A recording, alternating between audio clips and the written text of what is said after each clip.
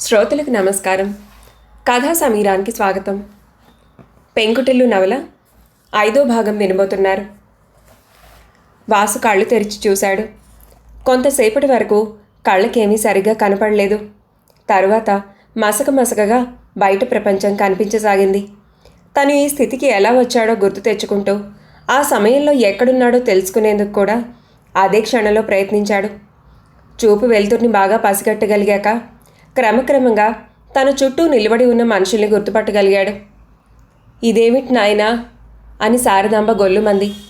ఒక్క విసురున కొడుకు దగ్గరికి పోబోతుంటే రాధ, నారాయణ బలవంతంగా ఆమెను పట్టుకున్నారు. వాసు హాస్పిటల్లో ఒక బెడ్ మీద పడుకోబెట్టబడి ఉన్నాడు.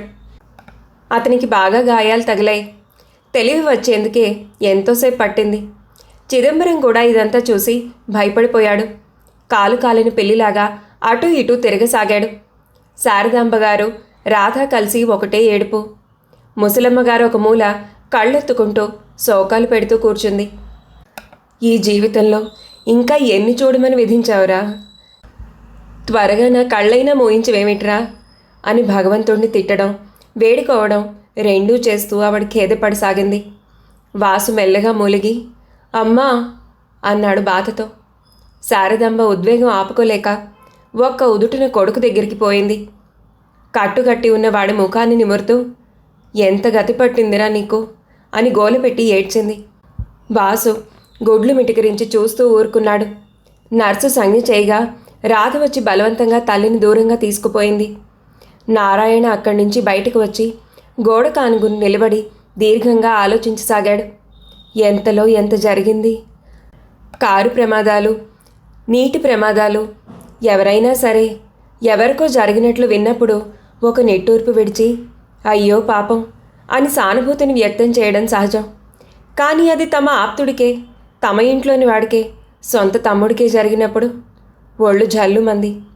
ఊహించడానికి కూడా అతీతమైన అవస్థ, భరించరాని ఆవేదన. కానీ ఈ విషయమే లోకులు చెప్పుకునేటప్పుడు కొంచెం ముఖం విచారంగా పెట్టి అయ్యో పాపం అని కాస్త సానుభూతిని వ్యక్తం చేసి ఊరుకుంటారు కాబోలు. నారాయణతో డాక్టర్ చెప్పారు, కేసు చాలా సీరియస్గా ఉంది, బతకడం కష్టం. చాలా రక్తం పోయిందిట. రాత్రంతా అతను నిద్రపోలేదు. ఈ విషయాన్ని ఎవరికీ చెప్పలేదు కానీ తనలో తనే హృదయం అనే పదార్థానికి చిల్లులుగా పొడుచుకుంటున్నాడు. సూర్యోదయం అయింది. గోడ కానుకుని నిలబడ్డ నారాయణ చేతి మీదుగా సూర్యకిరణాలు కొంచెం దూరంలో కిటికీ అద్దం మీద పడుతున్నాయి. ప్రపంచంలోని హడావిడి అంతా హాస్పిటల్లోనే ఉన్నట్లు కనబడుతోంది. ఎండాకాలపు తొలి రోజులు వచ్చాయి. అది వరకటి చలి తగ్గిపోయింది. సూర్యకాంతిలో నిలబడి ఉన్న నారాయణ ఆలోచనలు వేడిగా కాకుండా మంచులా చల్లగా ఉన్నాయి. ఒకవేళ డాక్టర్ చెప్పినట్లే జరిగితే ఎలాగా అని అదిరిపడ్డాడు నారాయణ. తల ఎత్తి చూసేసరికి గేటు ముందు కారు ఆగి ఉంది. డాక్టర్ గారు లోపలికి వస్తున్నారు. నారాయణ ఆయనకు నమస్కరించి ఓ మూల ఒదిగి నిలబడ్డాడు. ఎలా ఉంది అడిగారు ఆయన నమస్కారం అందుకుని మెట్లెక్కుతూ. అలాగే అని నారాయణ అస్పష్టంగా గొణిగాడు. తర్వాత ఆయనతో పాటు లోపలికి వెళ్ళి పరీక్షిస్తుంటే నిశితంగా చూస్తూ నిలబడ్డాడు. వాసు అమ్మ నాన్న అని మూలుగుతుంటే శారదాంబ పొంగి పొర్లి వస్తున్న దుఃఖాన్ని అణుచుకోలేక గట్టిగా ఏడవబోతుంటే పరిస్థితి గమనించిన రాధ తల్లిని నీకేవైనా మతుందా అమ్మా? పెద్దదానివి నీవే అలా చేస్తుంటే మేమంతా ఏమైపోవాలి అని మందలించింది. ఆవిడ జవాబు చెప్పకుండా చీరచెంగు నోట్లో కుక్కుని ముఖం కూతురికి కనబడకుండా గోడ కానుకుంది. పావుగంట గడిచాక డాక్టర్ గారు బయటకొచ్చారు. నారాయణ ఆయన ముఖ కవళికలు చూసి పలకరించడానికి ప్రయత్నిస్తూ అనుసరించి నడవసాగాడు. ప్రమాదం ఉందంటారా డాక్టర్? ఆయన జాలిగా నారాయణ వంక చూసి మీకో విచారకరమైన విషయం చెప్పాల్సి ఉంది మిస్టర్ నారాయణరావు అన్నాడు. ఏమిటి? కుడికాలు మోకాలు కింద నుంచి బాగా చితికిపోయింది. అది తీసేయాలి. ఈ మాటలు ఎక్కడో కలలో వింటున్నట్టుగా నారాయణ సానుభూతి పొందాడు. అతని కళ్ళు తిరుగుతున్నట్లుగా తోచింది. అతి కష్టం మీద తేరుకొని అలా అయితే ప్రాణానికేం భయం లేదా డాక్టర్ అడిగాడు. ఆహా. నారాయణ దీర్ఘంగా ఆయన వెనుక కొంత దూరం నడిచి వెళ్ళాడు. ఆపరేషన్ ఎన్ని రోజుల్లో ప్రారంభించేది, దానికయ్యే ఖర్చులు, కావలసిన ఏర్పాట్లు డాక్టర్ గారు అతనితో మాట్లాడారు. పర్వాలేదని ధైర్యం చెప్పి తన పని మీద వెళ్ళిపోయాడు. నారాయణ నీరసంగా వెనక్కి తిరిగాడు. 300 రూపాయలు ఎలా వస్తాయి? అతనికేం చేయడానికి పాలుపోక అక్కడి నుంచి వచ్చేశాడు. శారదాంబని ఆ పూట చాలా కష్టం మీద ఇంటికి తీసుకొచ్చారు. కాస్త ఎంగిలి పడమని అత్తగారు బలవంతం చేసింది. ఓ మూల కొడుకు ప్రాణాపాయ స్థితిలో ఉంటే ఎవరికి మటుకు అన్నం అంటపడుతుంది. ఇంటికొచ్చాక నారాయణను అడిగింది రాధ, డాక్టర్ గారు ఏం చెప్పారని. డాక్టర్ చెప్పిందేదో నారాయణ చెల్లికి చెప్పాడు. 300 రూపాయలు ఎలా వస్తాయి అంది రాధ నిర్వేదంగా. సాయంత్రంలోగా కావాలని డాక్టర్ చెప్పారు. బ్యాంకుకి సెలవు పెట్టి నారాయణ డబ్బు కోసం ఊరి మీద తిరగడానికి పోయాడు. 12 గంటల వేళ రాధ ఇంట్లో ఒంటరిగా ఉంది. తండ్రి కూడా లేడు. మిగిలిన వాళ్ళంతా హాస్పిటల్కి పోయారు. రాధ ఏదో ఆలోచించుకుని ఇల్లు తాళం పెట్టి తాళం చెవి పక్కింట్లో ఇచ్చి ప్రమీల ఇంటికి బయలుదేరింది. రాధ వెళ్ళేసరికి ప్రమీల దూరం నుంచే ఎదురు వస్తూ విచారంగా, ఇలా జరుగుతుందని అనుకోలేదు రాధ, నేనే వద్దాం అనుకుంటున్నాను అంది. ఇద్దరూ చాప మీద కూర్చున్నాక కొంతసేపు సానుభూతి వాక్యాలతో గడిచింది. రాధ ఆ ప్రసంగాన్ని అంతటితో ఆప్ చేస్తూ కన్నీళ్లను బలవంతం మీద ఆపుకుంటూ, నిన్ను సాయం అడగనా అంది అతి కష్టం మీద. ఏమిటి? ఈ ధోరణికి ఆశ్చర్యపడి ప్రశ్నించింది. నాకు కొంత డబ్బు కావాలి. ఎంత? 300. అడిగిన తర్వాత స్నేహితురాలి ముఖం చూడ్డానికి భయపడింది రాధ. వెనుకట్లాగా ఏమాత్రం సంశయించకుండా డబ్బు అడుగుదామని ఇప్పుడు వచ్చింది. నారాయణ ఉన్న పళంగా డబ్బు ఎలా పుట్టించుకు వస్తాడని ఆమె సందేహం. కానీ తీరా స్నేహితురాలిని అడిగాక సిగ్గుతో కూడిన ఒక విధమైన భయం ఆమెను ఆవరించింది. ప్రమీల చాలా మామూలుగా ఎందుకో అంది. రాధ ఒక్క మాటైనా దాచకుండా ఉన్నది ఉన్నట్టు చెప్పింది. కానీ ప్రమీల దగ్గర కూడా అంత ఉందని ఆమెకు అపనమ్మకంగానే ఉంది. నాకు జ్ఞానం ఉన్నంతవరకు నిన్నింతవరకు ఏ సహాయం అడగలేదు. ఈనాడు కడు దీనస్థితిలో యాచిస్తున్నాను. తర్వాత నీ ఇష్టం. ప్రాణ స్నేహితురాలైన వ్యక్తి ఇలా అడుగుతుంటే ఎవరి హృదయం కరిగిపోదు. ప్రమీల పని అంతే అయింది. మారు మాట్లాడకుండా లేచి లోపలికి వెళ్ళింది. ఆమె తిరిగి వచ్చేసరికి 15 నిమిషాలు పట్టింది. రాధ ప్రమీల ఇస్తున్న డబ్బు తీసుకుంటూ కృతజ్ఞతాపూర్వకంగా ఎక్కడివి అడిగింది. ఎక్కడవో చెప్పమంటావా? నీ ఇష్టం. నిజానికి ఆ డబ్బు ఎక్కడిదో ప్రమీల ఇంట్లో ఎవరికీ చెప్పలేదు. ధనవంతుల ఇళ్లలో చాలామంది స్త్రీలు చేసే పనే ఆమె చేసింది. అప్పుడప్పుడు డబ్బు చేతిలోకి వచ్చినప్పుడల్లా దాచుకుంటూ వచ్చింది. ఆ ప్రకారం ఇప్పుడు ఆమె వద్ద 500-600 దాకా ఉంది. అందులోనే ఇప్పుడు 300 తీసి రాధకిచ్చింది. నీకెలా కృతజ్ఞత చెప్పాలో తెలియటం లేదు.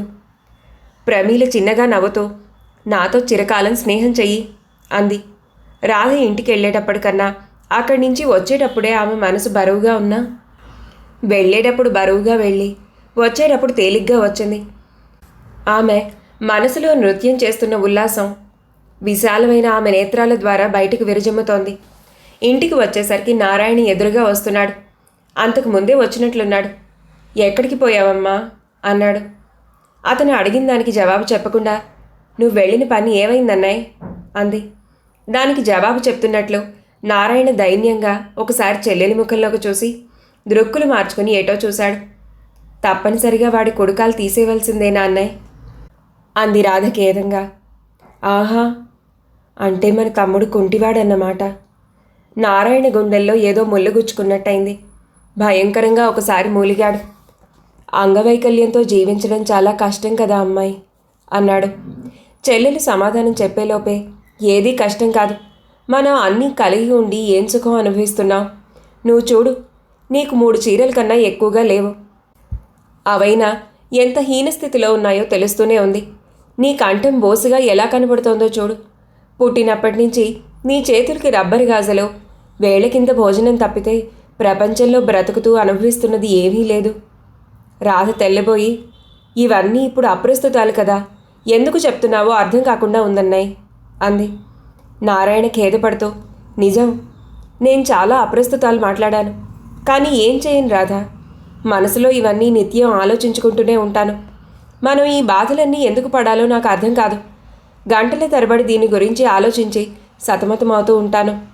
గుండెలో ఏదో పెట్టి కెలికినట్లు అయ్యేసరికి అందులోని కొన్ని మాటలు బయటకు వచ్చాయి అని కొంచెం ఆగి, లేకపోతే ఏమిటి చెప్పు, మనం అంతా ఇక్కడ పుట్టాం. మనకి సంఘంలో పరువు పరపతి ప్రతిష్ట పలుకుబడి ఉన్నాయా?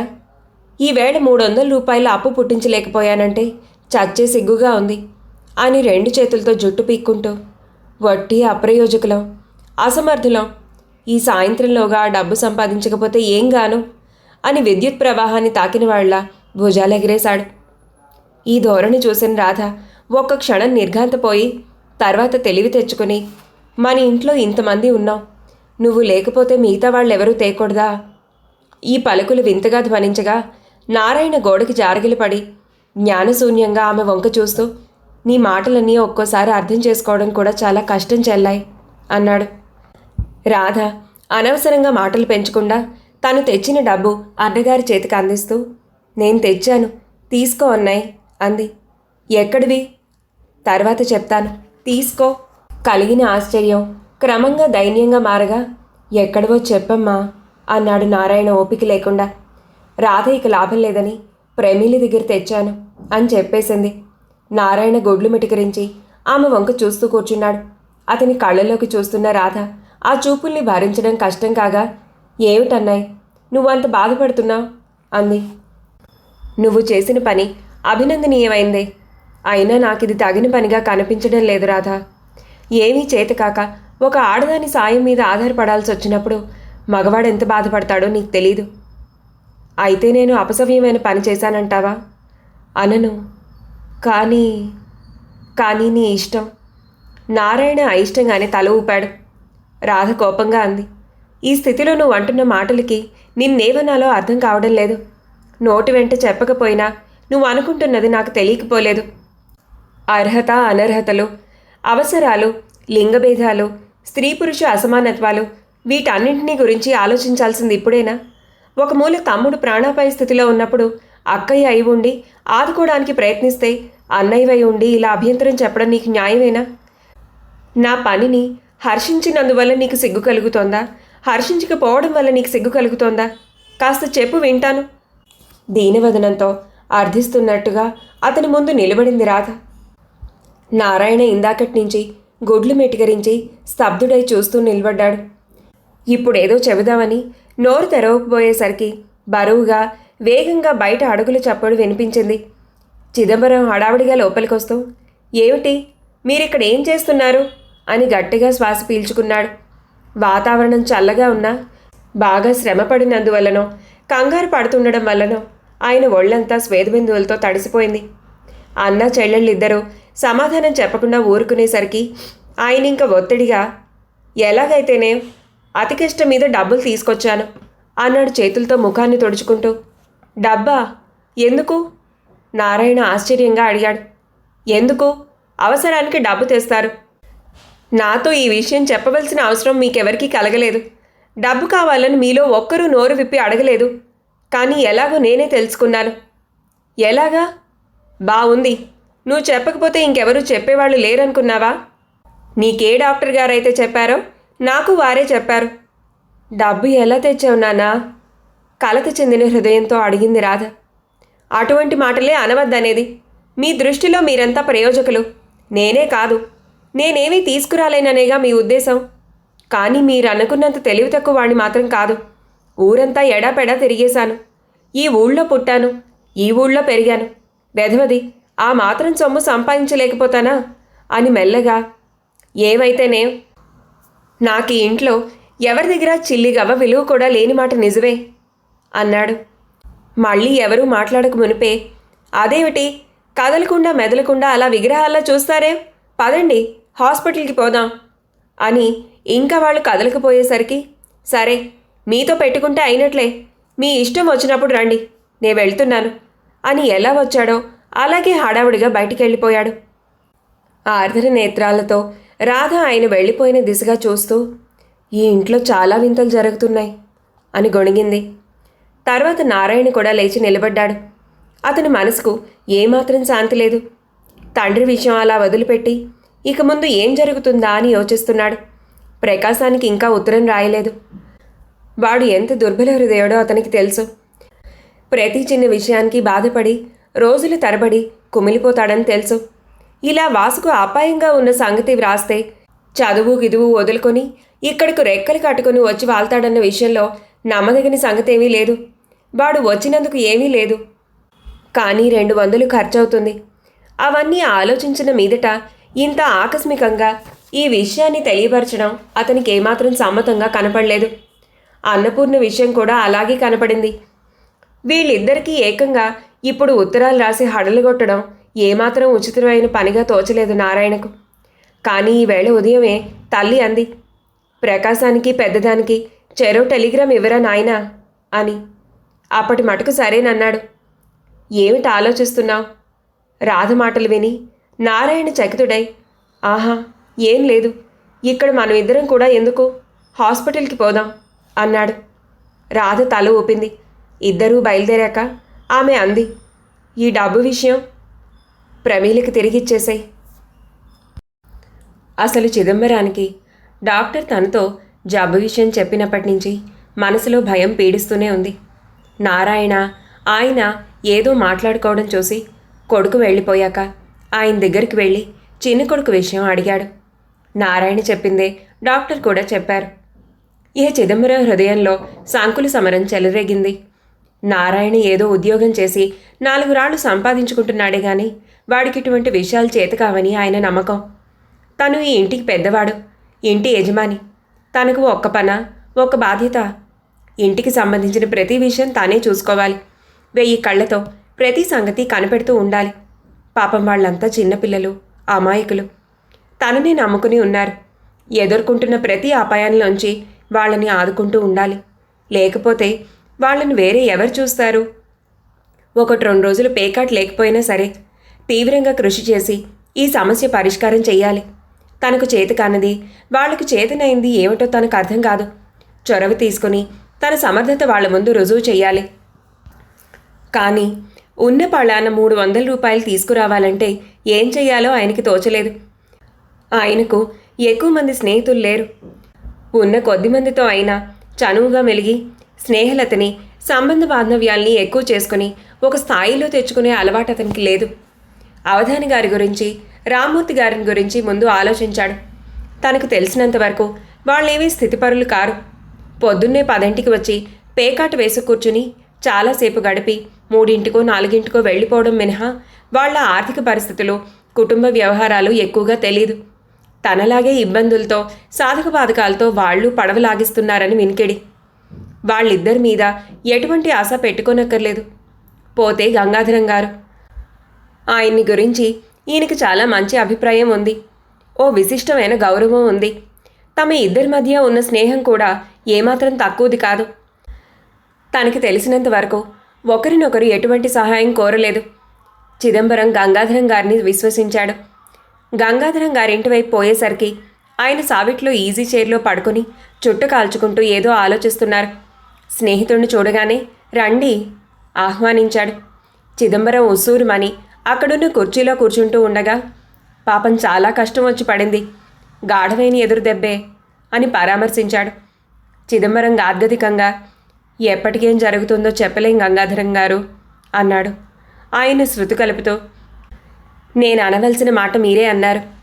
ఈ దెబ్బ నాకే తగిలితే? ఆహా, ఉదాహరణకు చెప్తున్నాను. నాకే తగిలితే నా గుండె ఆగిపోయేంత పని ఏదనుకోండి అన్నాడు. చిదంబరం తల పంకించి ఊరుకున్నాడు. నేనే వద్దామనుకుంటున్నాను. ఇంతలో మీరే బయలుదేరి వచ్చారు. పెద్ద మనుషులిద్దరూ భావయుక్తంగా ఒకరు, భావశూన్యంగా ఒకరు 2 క్షణాలు నిశ్శబ్దంగా గడిపారు. మీతో విషయం మాట్లాడదామని వచ్చాను అడిగినట్లుగా అడిగాడు చిదంబరం. రహస్యమా? అలాంటిదే. అయితే ఇక్కడెందుకు, లోపలికి పోదాం. గంగాధరం గారు ముందు నడవగా చిదంబరం అనుసరించాడు. ఇద్దరూ లోపల వెచ్చగా ఉన్న ఓ గదిలోకి పోయాక తలుపులు మూసేశాడు గంగాధరం గారు. తూర్పు వైపునున్న ఓ కిటికీ నుంచి బయట నడుస్తున్న బళ్ళు, మనుషులు కనిపిస్తున్నారు. గంగాధరం గారు స్క్రీన్ కిటికీ మీదకి లాగి తన కుర్చీని చిదంబరానికి దగ్గరగా జరుపుకుంటూ, ఏమిటి అన్నాడు. నాకు 300 రూపాయలు కావాలి. ఎందుకు? గంగాధరం గారి గొంతు ఆశ్చర్యంగా మారింది. పూసగుచ్చినట్లుగా చిదంబరం ఎందుకో చెప్పాడు. అంతా విని గంగాధరం గారు, దీనికేనా రహస్యం అని అంటూ నవ్వాడు. ఇస్తారా? ఈలోగా కాఫీ పంపిస్తున్నామంటూ ఇంట్లోంచి కబరొచ్చింది. ఒక్క క్షణం సేపు గంగాధరం గారి కళ్ళు మెరిశాయి. లేచి వెళ్ళలేక మళ్ళీ కూర్చున్నాడు. ఇదేమిటి ఈ వేళ కాని వేళప్పుడు కాఫీ? చిదంబరం కంగారు పడ్డాడు. పర్వాలేదు, కాఫీయేగా. బయటికి ఈ మాట తేలిగ్గా అనేసినా కాఫీ అనే పదార్థం మనిషిని లోబరుచుకునే ఒక ఔషధంగా ఉపయోగించవచ్చునని ఆయన అంతరార్థం కావచ్చు. కాఫీ వచ్చేంత వరకు మళ్ళీ విషయాలేమీ మాట్లాడుకోలేదు. తర్వాత తలుపులు మూసివచ్చి గంగాధరం గారు అన్నారు, చూడండి, మనం రోజు కలుసుకుంటూనే ఉన్నాం, సరదాగా కాలక్షేపం చేస్తూనే ఉన్నాం. కానీ ఒక విషయం సరిగ్గా చెప్పాలంటే కుదరటం లేదు. అంటే ఇప్పుడు మీరు కష్ట సమయంలో ఉన్నప్పుడు చెప్పాలనుకుంటే కష్టంగా ఉందనుకోండి, కానీ చెప్పకపోతే మరీ కష్టంగా ఉంటుంది అన్నాడు. చెప్పండి అనక తప్పలేదు చిదంబరానికి. ఓసారి బరువుగా ఊపిరి పీల్చుకుని ఆయన అన్నాడు, చూడండి, నేను మనసులో ఒకటనుకుని బయటికి ఇంకొకటి చెప్పే స్వభావం కలవాణ్ణి కాదు. మనుషులన్న తర్వాత ఒకరితో ఒకరికి అవసరాలు వస్తూ ఉంటాయి. ఒకరి సహాయం ఒకరికి అవసరం ఉంటూనే ఉంటుంది. అటువంటప్పుడు సంబంధ బాంధవ్యాలు పెంపొందించుకుంటే బాగుంటుంది కదా. మనిద్దరం వియంకులం అయితే ఎట్లా ఉంటుంది? కానీ డబ్బు విషయం గంగాధరం గారు పూర్తిగా చెప్పనీయకుండానే, ఉండండి, ముందు నా ప్రశ్నకి సమాధానం చెప్పండి, ఎలా ఉంటుంది అని మరికొంచెం గట్టిగా అడిగారు. బాగానే ఉంటుంది, బాగానే ఉంటుంది. బాగున్నప్పుడు మనిద్దరం ఎందుకని వియంకులం కాకూడదు? మనం ఇదివరకు ఈ విషయాలు మాట్లాడుకున్నాంగా, దానికింకా టైం రాలేదు. ఇప్పుడు ఆ విషయాలన్నీ ఎందుకు? అవన్నీ మాట్లాడుకోవడానికి ఇదే మంచి సమయం. చెప్పండి. చిదంబరం మరీ ఇరుకులో పడినట్టు బాధపడ్డాడు. ఎదుట ఉన్న మనిషిని తోసిరాజు అందామంటే ఎదుటున్న మనిషి ఎవరూ కాకుండా గంగాధరం గారు అయ్యారాయే. అలాగే అవ్వచ్చు అన్నాడేమీ అనలేక. గంగాధరం గారు కల్పించుకున్నాడు. చూడండి చిదంబర శాస్త్రి గారు, మీకు ఇంచుమించు నా అంతటి అనుభవం ఉంది. వయసు కొంత ఎక్కువే ఉంది. ఎందుకని మీరింట్లో స్వాతంత్ర్యం సంపాదించలేదు? మా అమ్మాయిని మీ నారాయణకి చేసుకోవడం మీకెంతో ఇష్టమని నాకు తెలుసు. ఇంట్లో పరిస్థితులకు జడుస్తున్నారు. అలానే మీ నారాయణ కోసం కొన్నాళ్ళు ఆగుదాం. కానీ ఎప్పటికైనా మనమే మీ అంకులా అవుదామని చేతిలో చెయ్యి వేయండి. చిరునవ్వు చిందులాడుతున్న ముఖంతో ఈ మాటల్ని అని ఆయన తన కుడి చేతిని ముందుకు చూపారు. చిదంబరం బిక్కమొహంతో చూశాడు. ఇదంతా ఆయనకి ఇంద్రజాలంలా తోచింది. వెయ్యలేను. గంగాధరం గారు వణికారు. సంవత్సరాల తరబడి స్నేహం చేశాం.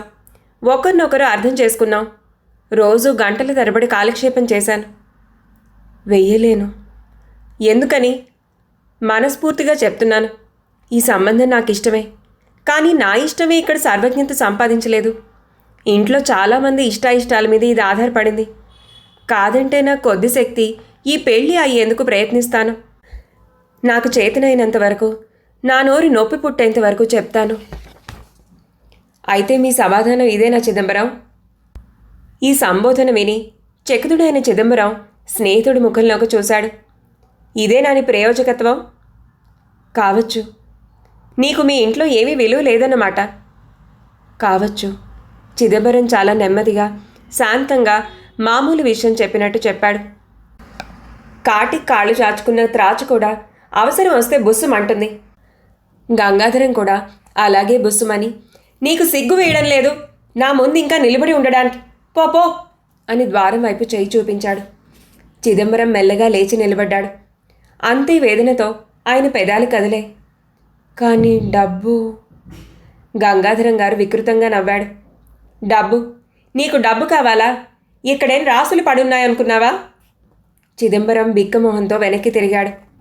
గంగాధరం గారి తరహా, ఆయన ధోరణి అంతా వింతగా కనిపించాయి. భయాన్ని కలిగింపజేశాయి. బయటికి నడిచారు.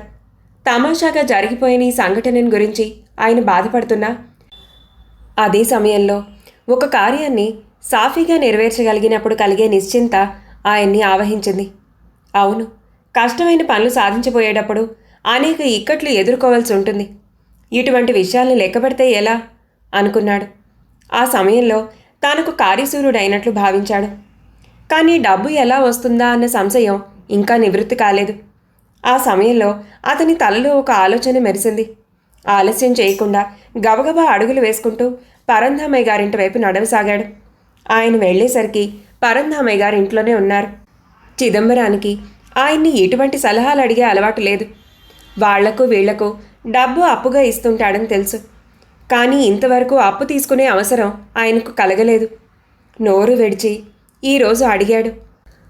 ఆయన పని కూడా సానుకూలంగా నెరవేరింది. 1 గంటలో పని ముగించుకొని విజయ్ గర్వంతో ఇంటివైపు నడిచాడు. హాస్పిటల్కి పోయేసరికి అక్కడ కొడుక్కి ఆపరేషన్ చేస్తారని తెలిసి శారదాంబ ఏడుస్తూ కూర్చుంది. ఈ విషయం ఇంకా వాసుకు తెలిసినట్లు లేదు. కళ్ళ నుంచి నీళ్లు కారుతుండగా పైకి చూస్తూ ఏదో ఆలోచిస్తున్నాడు. వాడికి చచ్చిపోతానేమోనని భయంగా ఉంది. ఎలాగూ చచ్చిపోవడం ఖాయం. పోతూ కూడా అసలు విషయం చెప్పకుండా ఉన్నాడే.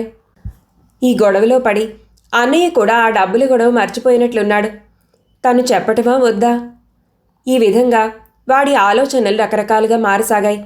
వాడికి మాట్లాడేందుకు కానీ ఎక్కువ ఆలోచించేందుకు కానీ తగిన ఓపిక ప్రస్తుతం లేదు. అందుచేత చివరికి ఏమీ చెప్పకుండానే కళ్ళు మూసుకొని పడుకున్నాడు. అమాయకంగా పడుకున్న చిన్న కొడుకు ముఖంలోకి చూస్తుండగా కడుపులో ఏదో దేవినట్లయింది శారదాంబకు. ఆపరేషన్ సక్రమంగా జరిగింది. వాసుకు ఏ అపాయమూ లేకుండానే అన్నీ నిర్వర్తించబడ్డాయి. 20 రోజులు హాస్పిటల్లోనే ఉన్న తర్వాత కట్లు విప్పేసి ఇంటికి వెళ్ళవచ్చునని పంపించారు డాక్టర్ గారు. ఇంటికి పోయినా ఇంకా కొన్ని రోజుల వరకు పడక మీదే ఉండాలని చెప్పారాయన. వాసుని ఆ స్థితిలో చూస్తుంటే ఒక తల్లికి కాదు, ఆ ఇంట్లో ఉన్న ప్రతి వారికి గుండెలు పీచుపీచుమంటూనే ఉన్నాయి.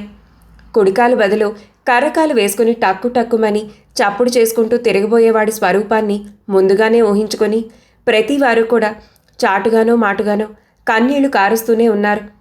కొన్నాళ్ల వరకు జబ్బుతో ఉన్న వాణ్ణి చూసి రావడానికి, ఇంట్లోని వాళ్ళని ఓదార్చడానికి ఇరుగు పొరుగు వారు వస్తుండేవారు. అది మటుకు ఎన్నాళ్ళని సాగుతుంది. క్రమక్రమంగా ఆ ఇల్లు మామూలుగానే తయారయింది. నారాయణ అటు ప్రకాశానికి ఇటు అన్నపూర్ణకు కూడా ఉత్తరాలు రాశాడు. జరిగిన సంగతంతా విశదీకరిస్తూ రానవసరం లేదు అని మరీ మరీ రాశాడు. కానీ అతనలా రాయడం నిష్ప్రయోజకమే అయింది. ప్రకాశరావు, అన్నపూర్ణ ఇద్దరిలో ఎవరూ రాకుండా మానలేదు. ఒకరోజు ముందు వెనకగా ఇద్దరూ రైలు దిగారు. ఇంట్లోకి వస్తుంటే ప్రకాశం శరీరం అంతా వేడిగా అయినట్లు అదో రకంగా అనుభూతి పొందాడు. చుట్టూ చూశాడు. చూసి చాలా కాలమైంది. ఇది వరకటి కంటే కళాకాంతులు లేనట్లుగా తయారైంది. ఇల్లంతా బావురమంటూ కనిపించింది.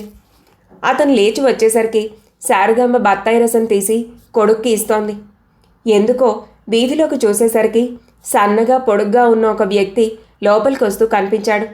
ఎవరు? శారదాంబ దూరం నుంచే గుర్తుపట్టింది.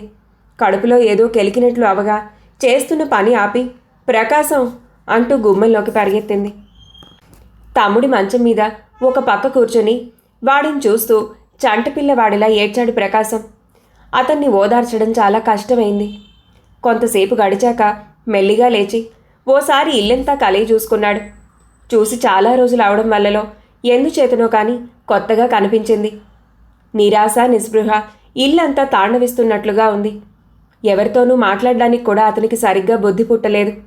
అతను వచ్చేసరికి నారాయణ ఇంట్లో లేడు. నారాయణ గదిలోకెళ్ళి కిటికీలోంచి బయటికి చూస్తూ నిలబడ్డాడు. అన్నయ్య అని మధురమైన పిలుపు విని తల తిప్పి చూశాడు. రాధ కాఫీ అందిస్తూ, ఏమిటి ఆలోచిస్తున్నావు చిన్నన్నయ్య అంది. ప్రకాశ్రావు చెల్లి ముఖంలోకి ముగ్ధుడై చూస్తూ, మీతో ఇలా మాట్లాడి ఎన్నాళ్ళైందో కదా అన్నాడు. దానికి రాధ ఏం మాట్లాడుతుంది? కొంచెం ఆగి, నీకు మద్రాసులో కంటే ఇక్కడ బాగుంటుందా అంది. ఎవరి ఊరి వారికి తీపి కదా రాధా అన్నాడు ప్రకాశం. ఎవరి ఊరి వారికి బాగుంటుంది, కానీ బాగుండి కూడా దూరం చేసే పరిస్థితులు కొన్ని ఉన్నాయి. వాటికి లోనైనప్పుడు అని సందేహంతో ఆగిపోయాడు. చెప్పు. భయం భయంగా ఉంటుంది. ఏదో నరకంలో ఉన్నట్లు, ప్రపంచంలో ఉన్న కష్టాలన్నీ, అపాయాలన్నీ మనమే అనుభవిస్తున్నట్లు వ్యధ చెందుతాం. కానీ కష్టాలకు భయపడి దూరంగా పారిపోవడం నీచం కదా. పారిపోవడంలో అదే ఉద్దేశమైతే నీచమే. అతనికి ఎందుకో రాధముఖంలోకి పదే పదే చూడాలనిపించింది. ఆమె చాలా మారిందని అతను అనుకున్నాడు. ఆమె వదనంలో వెల్లివిరిసిపోతున్న అమాయకత్వం, ముగ్ధత్వం, సౌందర్యం అతనికి ఆమెంటే వాత్సల్యాన్ని అమితంగా కలుగజేస్తున్నాయి. అతనికి చిన్నప్పటి విషయాలు జ్ఞాపకానికి వచ్చాయి. అప్పుడెప్పుడు రాధకు తనకు పడేది కాదు. చీటికి మాటికి ఇద్దరూ దెబ్బలాడుకుంటూ ఉండేవారు. ఒక్కోసారి వారం రోజుల దాకా కూడా మాట్లాడుకోకుండా ఉండేవారు. అవన్నీ మనసులో మెదిలి చిరునవ్వు తెప్పించాయి. నిజానికి ఆమెను చూసి కొన్ని నెలలు మాత్రమే గడిచినా కొన్ని సంవత్సరాల తర్వాత కలుసుకుంటున్నట్లుగా ఉందతనికి. తర్వాత అనేక విషయాల మీద వాళ్ళు మాట్లాడుకున్నారు. ఆ సంభాషణ అనుకోకుండా చాలా విధాలు సాగింది. మధ్యలో తన సందేహం కూడా బయటపెట్టింది రాధ. ఇక్కడి నుంచి పంపించే ఆ కాస్త డబ్బుతో అక్కడ ఎలా గడపగలుగుతున్నామని అడిగింది. దానికి ప్రకాశ్రావు జవాబు చెప్పడానికి చాలా కష్టాల పాలు కావాల్సి వచ్చింది. కుటుంబంలో ప్రతి వ్యక్తిని రాధ సమంగా ప్రేమిస్తుందని అతనికి తెలుసు.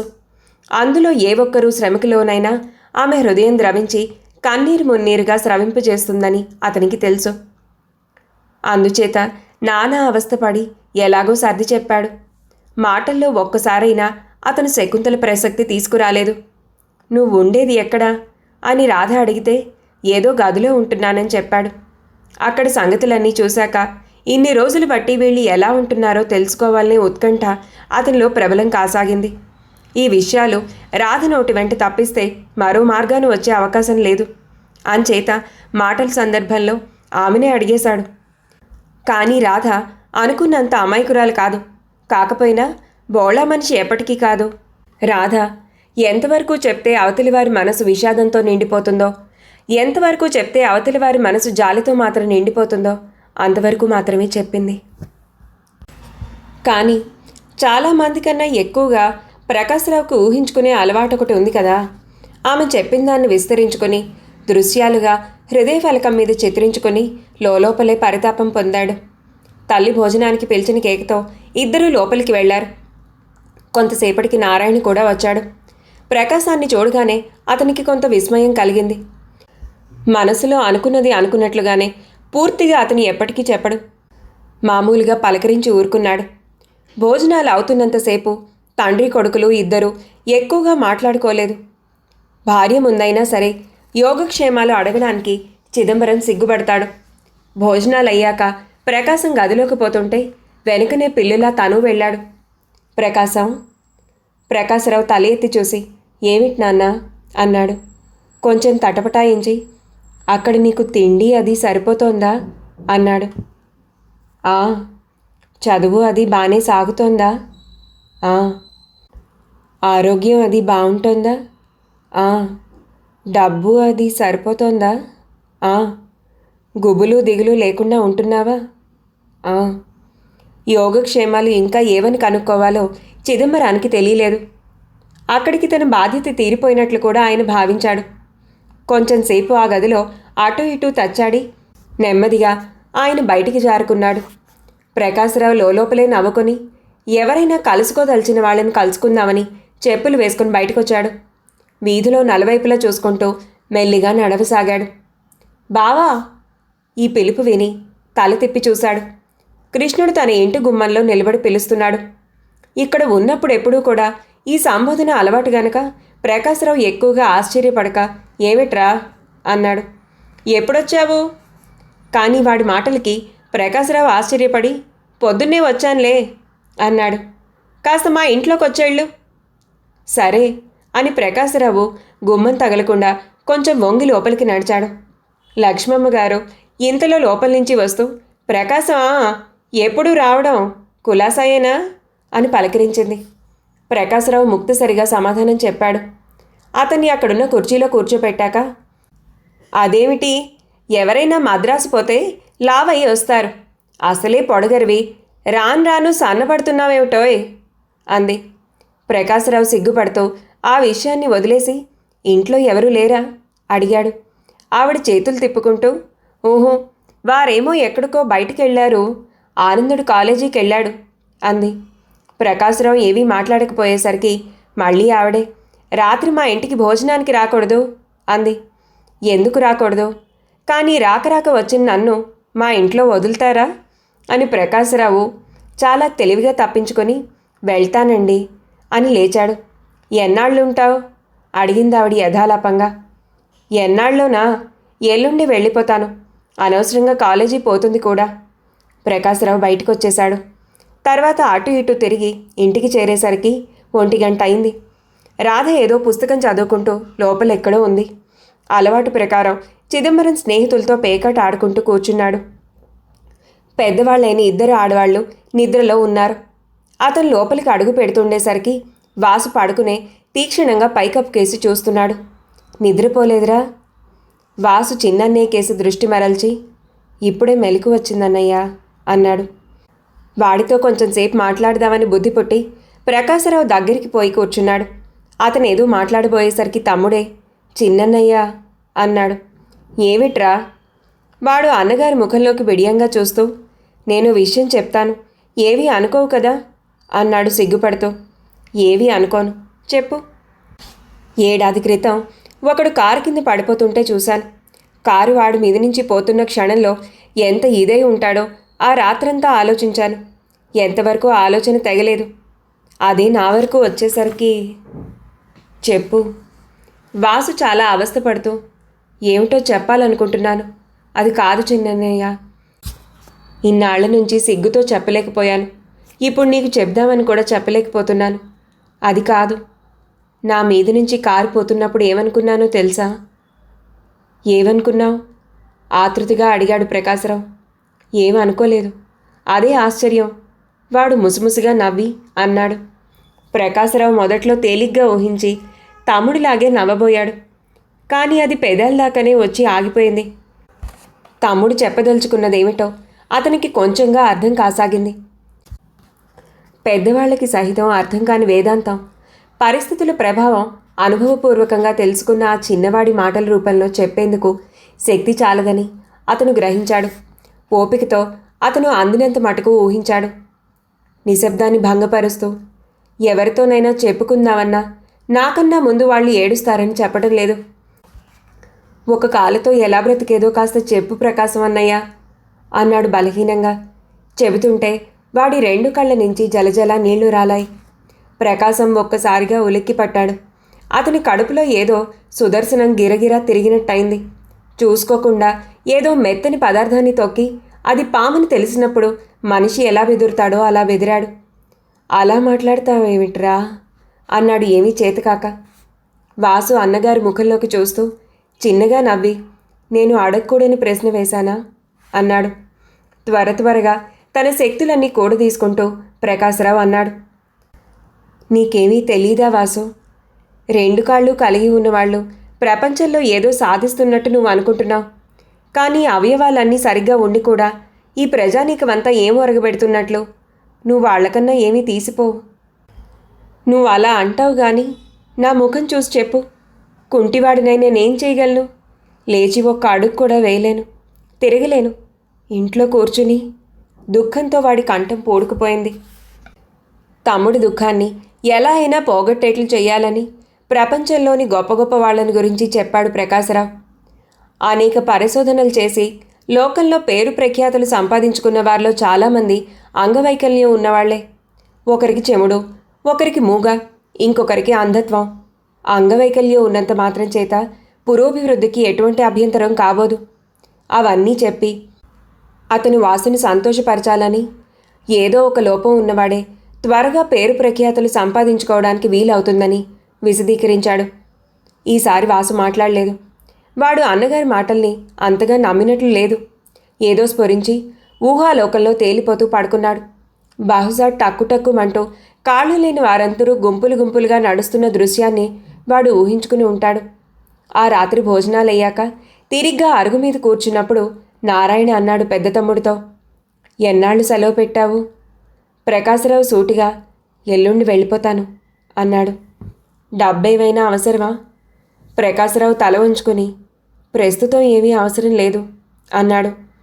తరువాతైనా పెద్దగా సంభాషణ ఏమీ జరగలేదు.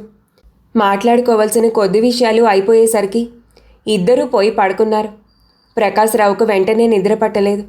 ఏవేవో ఆలోచనలు అలుముకుంటున్నాయి. ఈ ఇంటికి వచ్చిన మొదటి క్షణంలో అతన్ని ఆవరించిన బాధ, చిరాకు ఇప్పుడు లేవు.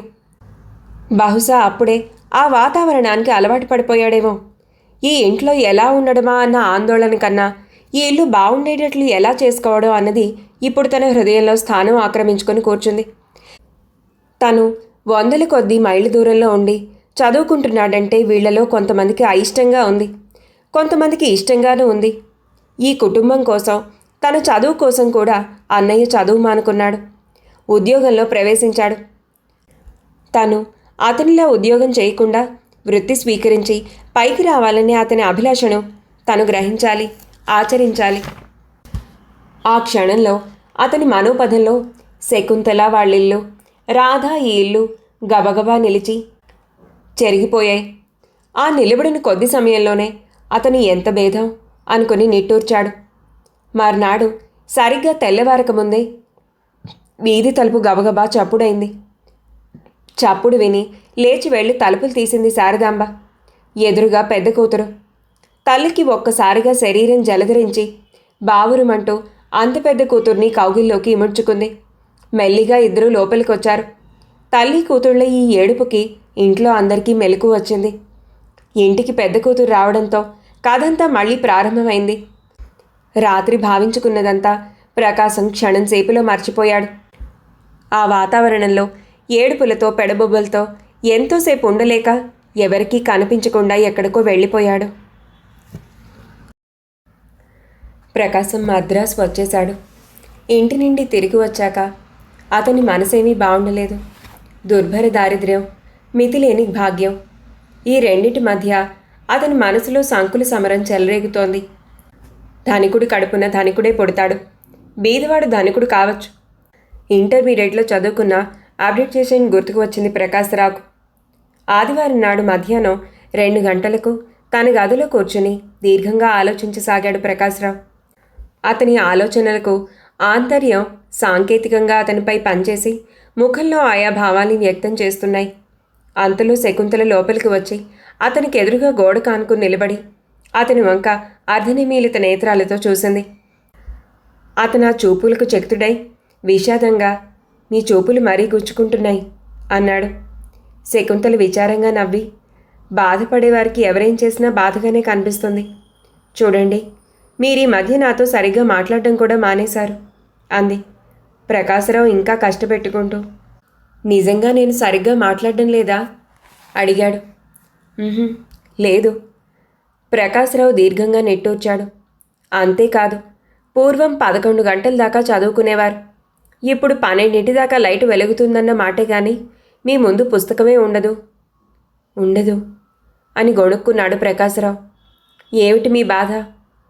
కొంచెం ఆగి ప్రకాశరావు అన్నాడు. "నా విషయాలన్నీ మీకు చెప్పానా?" "అంటే?" "మా స్వవిషయాలు." "లేదే." "అవును, నేను ఇన్నాళ్ళు అభిమానంతో బాధపడ్డాను. హృదయపూర్వకంగా ఏ ఒక్క వ్యక్తికి నా మనస్తాపాన్ని, నా అంతరంగాన్ని విపులంగా చెప్పలేదు. ఈ నిమిషంలో నా మనసులో చెలరేగుతున్న సంక్షోభం అంతా మీ ముందు చెప్పాలని ఉంది. కూర్చోండి." శకుంతల చాప మీద కూర్చుని వింటోంది. నిజంగా ఆ క్షణంలో ఆమె అంటే ఒక అవ్యాజమైన అనురాగం, ప్రేమ కలిగాయి ప్రకాశరావుకి. ఆమె దగ్గర ఒక రహస్యం కానీ, ఒక విషయం కానీ దాచుకోవాలని అనిపించలేదు. ఆమెకు చెప్తున్నప్పుడు ఎంతో నిశ్చింతగానో సంతాపాన్ని కూడా పొందగలిగాడు. పూసుగొచ్చినట్లు తమ ఇంటి పరిస్థితి అంతా విశదీకరించాడు. "మా అన్నయ్య, నాన్న, అమ్మ, వయసులో ఉన్న పిల్ల రాధ, కుంటి తమ్ముడు, ఆ బీరాల ముసలమ్మ. ఎలా గడుస్తుంది సంసారం? వీళ్ళంతా జీవితం ఎలా గడుపుకుంటారు? జీవితంలో వీళ్ళు ఎలా సుఖాన్ని చవిచూడగలుగుతారు?" వింటున్న శకుంతల కళ్ళు అశ్రువులతో నిండిపోయాయి. ఆమె ఇంతకుముందు ఈ కథంతా ఒక వ్యక్తి ద్వారా విని ఉంది. అదే మళ్ళీ ప్రకాశరావు దగ్గర నుంచి వినేసరికి నిజంగా అదంతా చూస్తున్నట్లే అనుభూతి పొందింది. "పాపం రాధా." "ఏమిటి?" ప్రకాశరావు వింతగా ప్రశ్నించాడు. "నాకు రాధను చూడాలని ఉంది." "మీకెందుకలా అనిపించిందో తెలియటం లేదు. మీ రాధ చాలా సౌందర్యవతి, సుకుమారి, తెలివితేటలు గలది. ప్రపంచంలో అటువంటి స్త్రీలను అరుదుగా చూస్తాం. ఆమె పేరు వింటూనే నాకు మనసంతా అదో విధంగా అయిపోతుంది. మీకు తెలీదు, ఆమెతో స్నేహం చేసుకోవాలని నా మనసు ఎంత ఉప్పొంగుతోందో మీకు తెలీదు." ప్రకాశరావు ఆమె ధోరణికి విస్తుపోయి, "సౌందర్యవతి, సుకుమారి, ఈ మాటలు నేను మీకు చెప్పలేదే" అన్నాడు. "కానీ నాకు తెలుసు." అతను మరీ ఆశ్చర్యంతో, "ఎలా?" అని ప్రశ్నించాడు. "ఆమెను గురించి ఇదివరకే విని ఉన్నాను." "మీకెవరు చెప్పారు?" "మీ బాబాయ్ కూతురు. ఆమె నా స్నేహితురాలు. కనిపించి చాలా రోజులైంది. ఓ రోజున హఠాత్తుగా బస్సులో కనిపిస్తే ఇంటికి పిలిచాను. ఆమె వచ్చింది. మీరప్పుడు ఊళ్ళో లేరు. ఏదో ప్రసంగంలో ఆమె మీకు చెల్లెలు అవుతుందని తెలిసింది. అలా అలా మీ చరిత్ర అంతా చెప్పుకు వచ్చింది. ప్రకాశ్రావు దీర్ఘంగా నిట్టూర్చి, అయితే మా గురించి నేను అనుకున్న దానికంటే మీరు ఎక్కువే అర్థం చేసుకున్నారా అన్నాడు. శకుంతల జవాబు చెప్పలేదు. బహుశా ఇద్దరికీ కూడా ఏం మాట్లాడాలో తోచనట్టుగా ఉంది. హృదయ వేదనలను బయట పెట్టుకున్న తర్వాత వచ్చే ఒక చిక్కే అది. మానవుడు పొరపాటు పడేది అక్కడే. తన మనసులోని వ్యధ బయట పెట్టుకుంటే శాంతి లభిస్తుందనుకుంటాడు. కానీ అది తాత్కాలికం మాత్రమే. తన చింతనంతా మరో వ్యక్తికి కూడా ఎక్కించి బహిరంగపరుచుకున్నానని విచారించేటప్పుడు అతని అవస్థ చాలా విపరీతంగా ఉంటుంది. ప్రకాశరావు ఇదంతా భావించుకుంటూనే ఉన్నాడు. శకుంతల కూడా ఇదే మాదిరి ఆలోచనలు తాకిడి ఎదుర్కొని ఉండొచ్చు. ఈ విషయం మీద తర్కించడం ఇష్టం లేక శకుంతల లేచి లోపలికి వెళ్ళిపోయింది. ఇప్పుడు ప్రకాశరావు ఒంటరిగా కూర్చున్నాడు. అతని మనసు పరిపరి విధాలు పోతోంది. అప్పుడప్పుడు శకుంతల చెప్పిన మాటలు వీణుల్లో ధ్వనిస్తున్నాయి. ఈ మధ్య సరిగా కాలేజీకి వెళ్ళటం లేదు, బాగా చదవడం లేదు. ఇది ప్రకాశరావుకి నిజంగా కొత్త అనుభూతి. ఇది వరకెప్పుడు ఇలా పుస్తకం పట్టుకుంటే ఆలోచనలు ఎక్కడో ఉండేవి కాదు. అది అలా ఉంచి చేతిలో పుస్తకం ఉండటం లేదని శకుంతల చెప్పింది. ఉన్నట్టుండి ఇలా ఎందుకు మారిపోతున్నట్టు తను? ఇంటికి వెళ్ళకముందు ఈ మార్పు తనలో లేదని తనకి తెలుసు. అక్కడి పరిస్థితులకే ఇలా చిరాకు కలిగి ఉంటుంది. ఇదివరకు ఆ ఇంట్లో ఉండడానికి ఇప్పుడు ఉండడానికి ఎంతో భేదం ఉంది. ఇదివరకు అదే ప్రపంచంగా భావించి బతికాడు. ఇప్పుడు బయట ప్రపంచం చూసి అక్కడికి పోయేసరికి అంతా భీభత్సంగా కనిపించింది. ఈ కుటుంబ పరిస్థితులను గురించి ఆలోచించాడు. లోతుకు పోతున్న కొద్దీ విషాదమే కనిపిస్తోంది తప్ప అతనికి కాస్త స్వస్థత కలిగించడానికి ఏ ఆస్కారం కనపడడం లేదు. అతను ఇక్కడికి వచ్చి 5 నెలలైనా కాలేదు. ఇంకో 7.5 గడపాలి. ఇంతకాలం ఇక్కడ ఎలా గడపడం? అతనికి అన్ని సమస్యల్లా కనిపించసాగాయి. కాఫీ. తలెత్తి చూశాడు ప్రకాశరావు. కాఫీ గ్లాస్తో ఉన్న శకుంతల గోచరించింది. రోజు ఇదొకటా? పర్వాలేదు, తీసుకోండి. ఆమె చేతిలోంచి అందుకుని ఆమె వంక చూడకుండా తాగేశాడు. 1-2 నిమిషాలు అక్కడ నిలబడ్డ శకుంతల ఏదో గుర్తొచ్చి లోపలికి వెళ్ళిపోయింది. ఆమె ద్వారం దాకా వెళ్ళేసరికి ప్రకాశరావుకి ఏదో గుర్తొచ్చి పిలిచాడు. చూడండి. ఆమె ఆగి చూసింది. మిమ్మల్ని ఇవాళ ఒక కోరిక కోరుతాను. చెప్పండి. నాతో బీచ్కి రావాలి. ఆమె తెల్లబోయి అతని వంక చూసింది. అతని ముఖంలో ఏమాత్రం మార్పు కనబడలేదు. ఏమాత్రం చెల్లించకుండా దృఢంగా అలాగే చూస్తూ ఉన్నాడు. నిజంగా మీరివాళ బీచ్కి వచ్చి తీరాలి. అతని చూపుల్లోని దృఢత్వం, నిర్మలత్వం ఆమెను కారణం కూడా అడగకుండా చేశాయి. మౌనంగా ఒక్క క్షణం నిలబడి వెళ్ళిపోయింది. వస్తారా? ఆమె హఠాత్తుగా ఆగి వెనుతిరిగి చూసి అంగీకారంగా తల ఊపి వెళ్ళిపోయింది.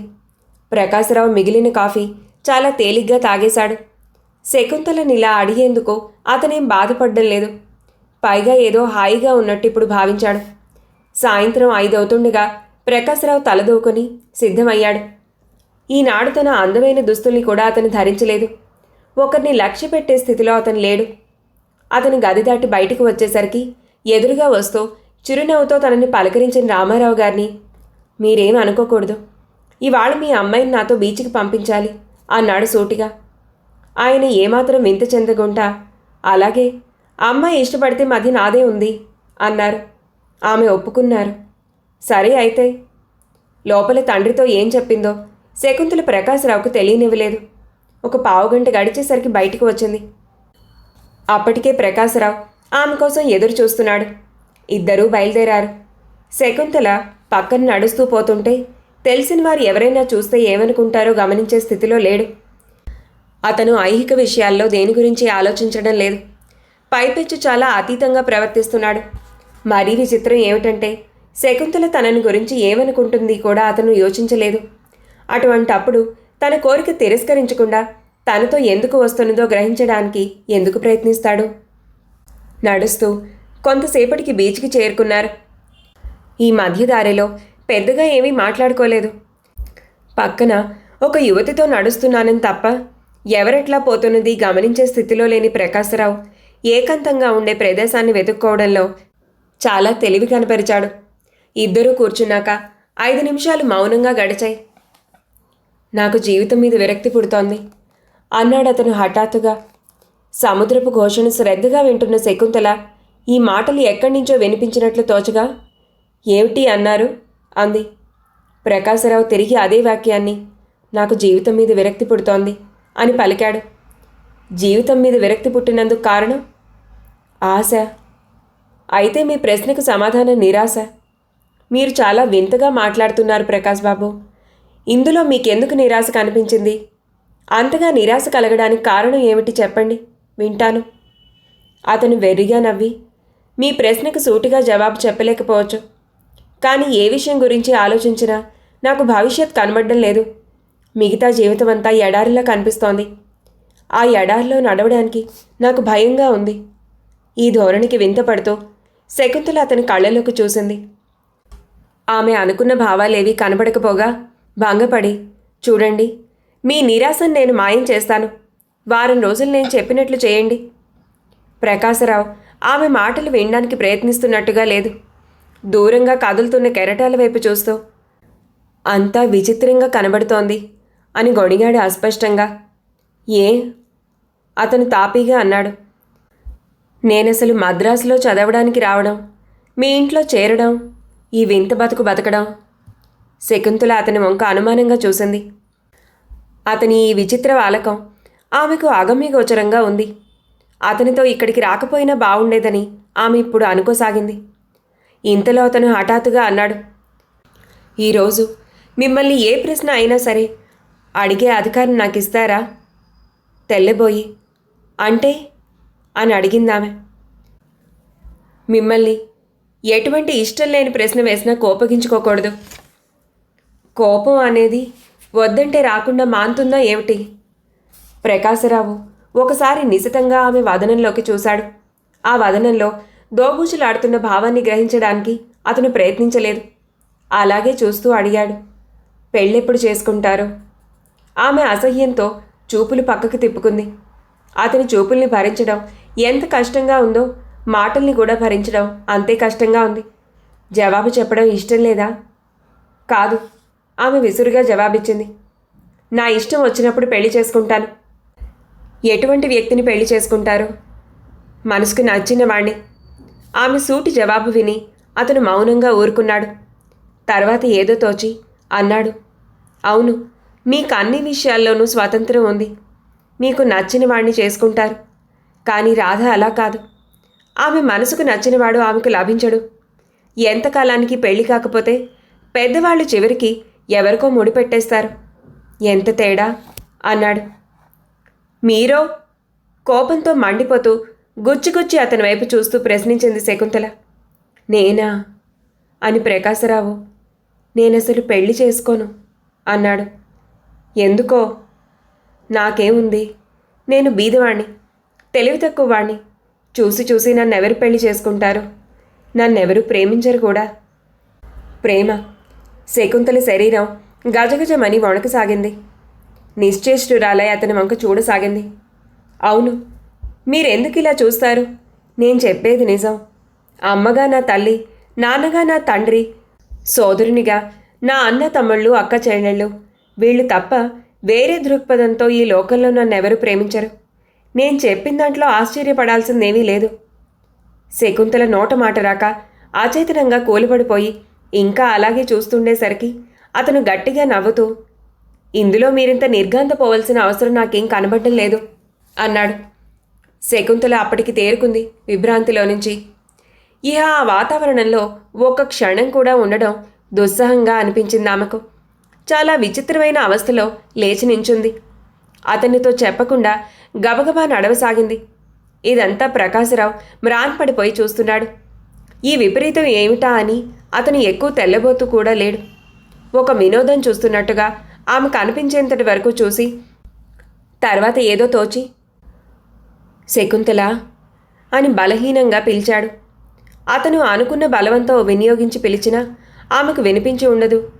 ఈ పిలుపు ఆమెకి ఏం చేరుతుంది? ఆమె వెళ్ళిపోయింది. ప్రకాశరావు మౌనంగా ఇసుకలో పడుకున్నాడు. క్రమక్రమంగా చీకటి పడసాగింది. అతను బాహ్య ప్రపంచాన్ని పరిశీలించడం లేదు. మత్తుగా కొనికిపాట్లు పడుతూ అప్పుడప్పుడు తనలో ఏదో గొణుక్కోసాగాడు. క్రమక్రమంగా బీచ్ అంతా నిర్మానుష్యమైంది. ప్రకాశరావు వెల్లకిల్లా పడుకుని నక్షత్రాలను చూస్తున్నాడు. అతనికిప్పుడు ఎంతో హాయిగా ఉన్నట్లుంది. ఇక్కడ ఎంత బాగుంది. ఇక్కడ ఏ బాధలు లేవు, ఏ చింత లేదు. తను ఇలా ఎందుకు పడుకున్నాడని ఎవరూ అడగను కూడా అడగరు. ఎంత బాగుంది. అలా ఎంతసేపు? హఠాత్తుగా అతనికి జ్ఞానోదయం కలిగినట్లయి అతని ఆలోచనలకు భంగం కలిగింది. ఏమిటి? ఏం జరిగింది? ఇక్కడిలా ఒంటరిగా ఎందుకు పడుకున్నాను? చప్పున లేచి నిలబడి చుట్టూ చూశాడు. భయం వేసింది. దగ్గరలో ఎవరూ లేరు కూడాను. తేరుకుని ఒకసారి బట్టలు దులుపుకొని నడవసాగాడు. ఆలోచించి సతమతమైపోయిన అతని బుర్ర అలసిపోయి ఆలోచించడం కూడా మానివేసింది. రోడ్డు మీద పడి ఓ పక్కగా తాగినవాడిలా తోలుకుంటూ నడవసాగాడు. అప్పుడప్పుడు మాత్రం హఠాత్తుగా ఆగిపోయి ప్రకాశరావు అనేవాడు ఇప్పుడు ఈ రాత్రి సమయంలో ఇలా రోడ్డు వెంబడి వచ్చిన మాట నిజమేనా? భలే అనుకోసాగాడు. ప్రకాశరావు ఇంటికి చేరేసరికి గంటసేపు పట్టింది. చడీ చప్పుడు లేకుండా అంతా నిశ్శబ్దంగా ఉంది. కిటికీలోంచి లోపలికి చూశాడు.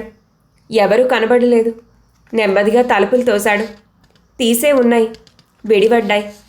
చప్పుడు చేయకుండా లోపలికి వెళ్ళాడు. తాళం తీసి ఎలాగో గదిలో పడ్డాడు. ఎక్కువ ఆలస్యం చేయకుండానే చాప పరుచుకుని పడుకున్నాడు. భగవంతుడు శీఘ్రంగానే అనుగ్రహించాడు. అతనికి వెంటనే నిద్ర పట్టింది.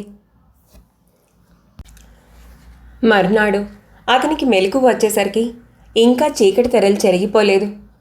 కలలు లేని నిద్ర గాఢంగా పట్టడం చేత అతనికి ఇంతకు ముందు దాకా మెలకువ ఉన్నట్లే అనిపించింది. బద్ధకంగా లేచి ఓసారి ఆవలించి గోడనున్న స్విచ్ నొక్కుతూ తొళ్ళిపడ్డాడు. అతని హృదయంలో కూడా లైట్ వెలిగింది. ఏం చేశాడు తను? నిన్న జరిగిందంతా ఇప్పుడు వరుసగా గుర్తొస్తోంది. తను అద్భుతమైన ఆశ్చర్యంలో మునిగిపోయాడు. అలా ప్రవర్తించాడే నిన్న? తను మనిషేనా? గోడ కానుకుని చర్వణం చేసుకుంటుంటే ప్రకాశరావుకి పిచ్చివాడేమోనన్న భ్రమ కలిగింది. నిన్న తన ప్రవర్తనను ఇవాళ ప్రేక్షకుడిగా నిలబడి చూడగలుగుతున్నాడు. ఉన్మాదుని ప్రవర్తనకు తన ప్రవర్తనకు ఏమాత్రం తేడా లేదు. తిరిగి తల ఎత్తి చూడలేని విధంగా తను సంచరించాడు. అదంతా హాస్యాస్పదంగా అసహ్యంగా గోచరించింది. ఎంత తెలివి తక్కువ వాడైనా అట్లా చేస్తాడా?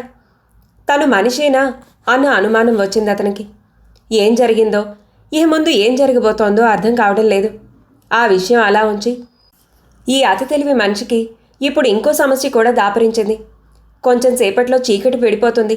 వెలుతురు, దాంతోపాటు శకుంతల కనిపిస్తారు. తను శకుంతల ముఖం ఎట్లా చూస్తాడు? చూసినప్పుడు తన భంగిమి ఎట్లా ఉంటుంది? తనను చూసి ఆమె ఏ విధంగా ప్రవర్తిస్తుంది? ఇలా పోయిన కొద్దీ అతనికి ఈ స్థితిలో శకుంతల ముఖం చూడడం అసాధ్యమైన పనిగా కనిపించసాగింది. అలా కనిపించడం సహజమేనని కూడా అతను భావించాడు. ఆమెకు కనపడకుండా తప్పించుకు పారిపోవాలి. దృఢ నిశ్చయంతో లేచి నిలబడ్డాడు. హాల్లోకి వచ్చాడు.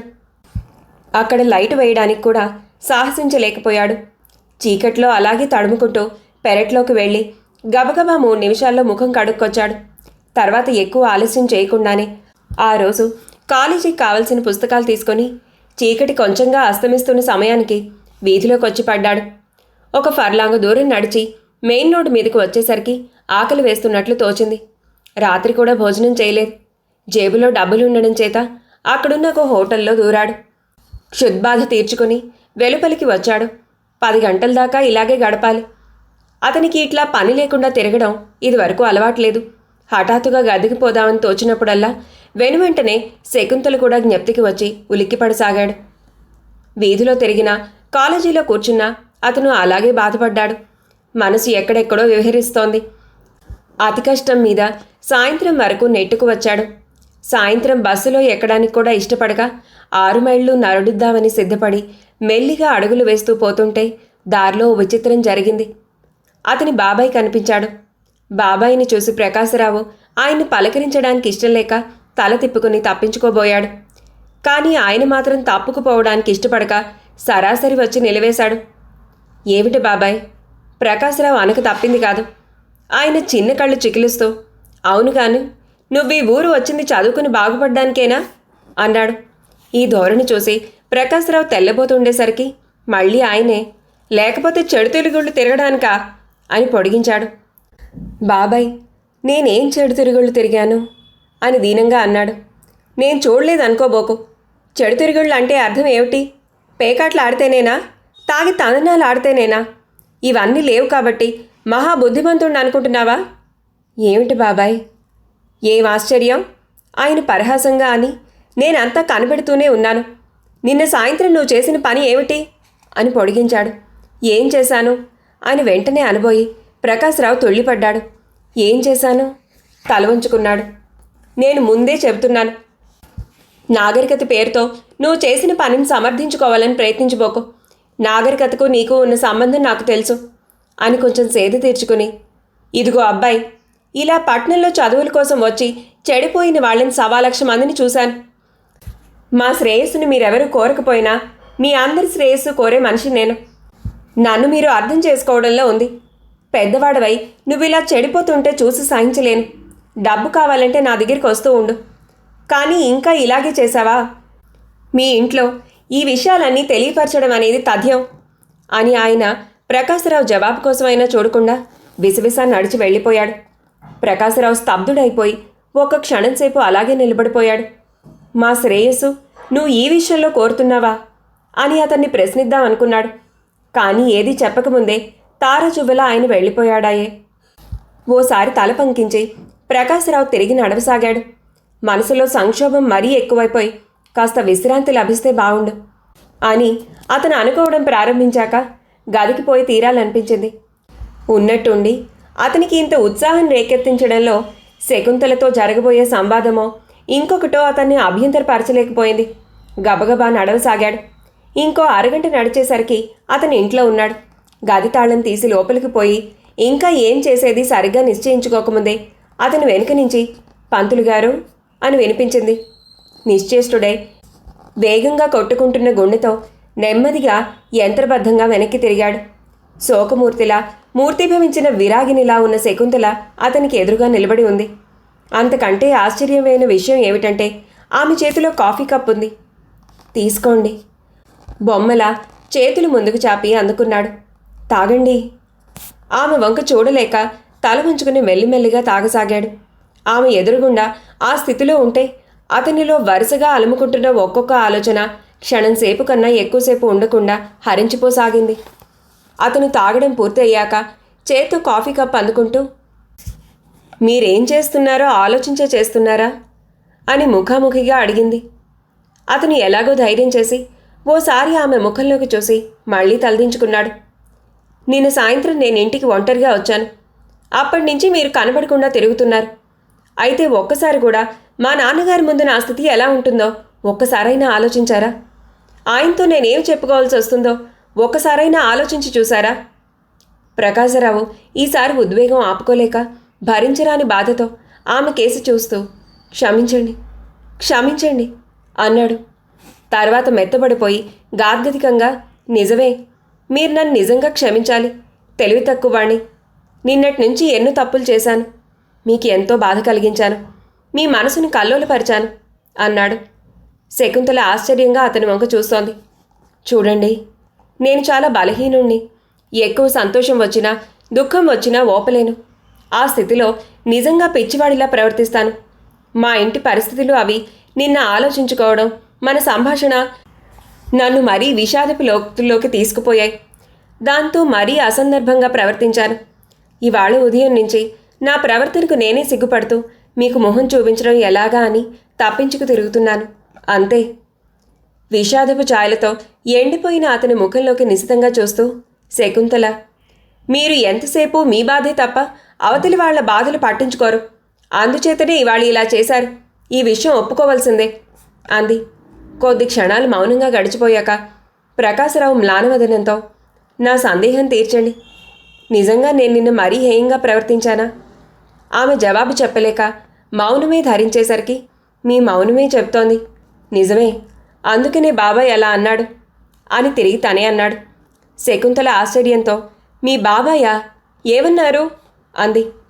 ప్రకాశరావు ఈ ప్రశ్నకి జవాబు చెప్పకుండా ఏం లేదు అని ముక్తసరిగా తప్పించుకుని, మీరు ఇంకేమీ అనుకోకపోతే ఈ వేళంతా నేను ఒంటరిగా గడపాలనుకుంటున్నాను. కారణం ఏమీ లేదు, సంపూర్ణ విశ్రాంతి కోసం. దయ ఉంచి మీరు అని అర్ధోక్తిలో ఆగిపోయాడు. తల వంచుకొని శకుంతల అక్కడి నుంచి నిశ్శబ్దంగా నడిచి వెళ్ళిపోయింది. 5వ భాగం సమాప్తం.